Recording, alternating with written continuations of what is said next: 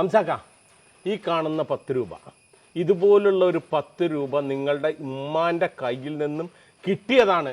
ഇന്ന് കാണുന്ന ഹംസ അഞ്ചുമുക്കിൽ എന്ന് പറയുന്ന ഇത്രയും ബിസിനസ് സാമ്രാജ്യം കെട്ടിപ്പടുത്ത ഹംസാക്കാൻ്റെ മുതൽ മുടക്ക് എന്ന് പറയുന്നു. വെറും 6ാം ക്ലാസ്സുകാരനായ ഹംസാക്ക ഇന്ന് അമേരിക്കയിൽ നിന്ന് പോയി PhD എടുത്ത്, അതായത് ഇന്ത്യയിലും ലോകത്തുള്ള പല ഭാഗത്തും ബിസിനസ് കൊണ്ട് നടക്കുന്ന ഇത്രയും സിമ്പിളായിട്ടുള്ള ഒരു മനുഷ്യൻ. ഈ ഒരു കഥ എന്ന് പറഞ്ഞു കഴിഞ്ഞാൽ ഇന്നത്തെ തലമുറയ്ക്ക്, ഇന്നത്തെ മാതാപിതാക്കൾക്ക് കേൾക്കേണ്ടതാണ്. എന്താണ് ഈ 10 രൂപയുടെ കഥ ഒന്ന് പറയും.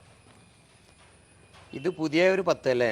അന്ന് ഇങ്ങനെയല്ല, വളരെ ഒരു കറുത്ത് മുഷിഞ്ഞ ചുരുണ്ട് മടങ്ങിയ ഒരു 10 റുപ്യ എൻ്റെ ഉമ്മാടെ കോന്തല കെട്ടുന്നാണ് അയച്ചു തരുന്നത്.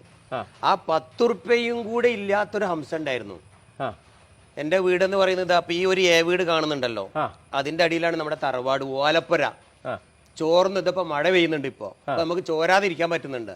എന്നാൽ അന്ന് ചോർന്ന് ഒലിക്കുന്ന ഒരു ഓലപ്പുരയില് ഒരു ഭക്ഷണത്തിന് പോലും ഗതിയില്ലാത്ത ഒരു ഹംസ ഉണ്ടായിരുന്നു. 3ാം ക്ലാസ് സ്കൂളിലേക്ക് പോകണ ആ രംഗമാണ് ഇന്നും ഞാൻ ഓർക്കണത്. അന്നൊക്കെ 10 എന്താ പറയാ 10 ലക്ഷത്തിന്റെ മൂല്യം ഉണ്ടാവും, 10 റുപ്യയും ഇല്ല. പക്ഷെ അന്ന് സ്കൂളിലേക്ക് പോകുമ്പോൾ എല്ലാവർക്കും പുത്തൻ ഉടുപ്പുണ്ട്, ഒരു കൊടയുണ്ടാവും, ചിലപ്പോൾ ചോറ്റുപാത്രം ഉണ്ടാവും, ചെരുപ്പുണ്ടാവും, ബാഗ് ഉണ്ടാവും.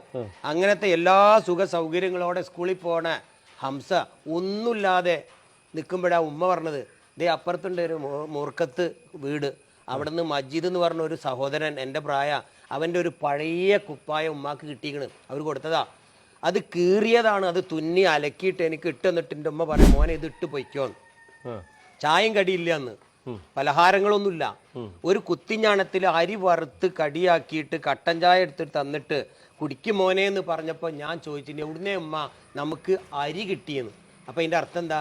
അരി ഭക്ഷണം കഴിച്ചത് പോലും ഹംസക്ക് ഓർമ്മയില്ല. കുട്ടിക്കാലത്ത് ഉമ്മ വായിൽ ഉരുട്ടി തന്നിട്ടുണ്ടാവും, ഓർമ്മയില്ല. അപ്പോഴാണ് എൻ്റെ ഉമ്മ പറയുന്നത്, ഈ വീടിൻ്റെ വരാന്തയിലേക്ക് കരി തേച്ച തിണ്ടിലുണ്ട് ചുരുണ്ട് മടങ്ങി ഒരു പാവം വൃദ്ധൻ കിടന്നുറങ്ങണം. എനിക്ക് കൊണ്ടുവന്ന് കാണിച്ചു തരണം ഉമ്മ, കണ്ടടാ ഇന്നലെ എൻ്റെ അടുത്ത് യാചിച്ചു വന്നതാ. ഞാൻ എൻ്റെ പട്ടിണിയും പാവം പറഞ്ഞപ്പോൾ അദ്ദേഹത്തിൻ്റെ ഭാണ്ഡത്തിൽ നിന്നും തന്ന ഒരു പിടി അരിയുടെ അരപ്പിടിയാണ് കഞ്ഞി വെച്ചത്. അതിൻ്റെ പകുതി കൊണ്ട് അതിന് ഞാൻ കഞ്ഞി കൊടുത്തു, പാതിയാണ് ഈ ചായക്കടി ഉണ്ടാക്കി, എൻ്റെ കുട്ടി കുടിച്ചോളി എന്ന് പറഞ്ഞപ്പോൾ ആവേശത്തോടെ പറഞ്ഞ വാക്ക്, എന്നാൽ എന്നും ആ പാപ്പാനോട് ഈ വീട്ടിലേക്ക് വരാൻ പറയുന്ന പറഞ്ഞു. അപ്പോൾ ആ വീടിൻ്റെ അവസ്ഥ ഇപ്പം എന്തായിരിക്കും?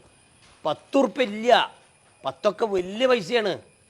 അങ്ങനെ സ്കൂളിലേക്ക് പോയി, അവിടെ പോയി പഠിക്കണ്, ഓരോരോ മാഷിൻ്റെ ചോദ്യങ്ങൾ, ഇതൊന്നും ഇപ്പം ഞാൻ വിശദീകരിക്കുന്നില്ല. അന്ന് ഓർത്തിട്ടുണ്ട്, എന്ന് എനിക്ക് സ്വന്തമായ ഉടുമുണ്ട് വാങ്ങും പഠിച്ചോനെ ഞാൻ അന്ന് അധ്വാനിക്കാൻ തുടങ്ങി.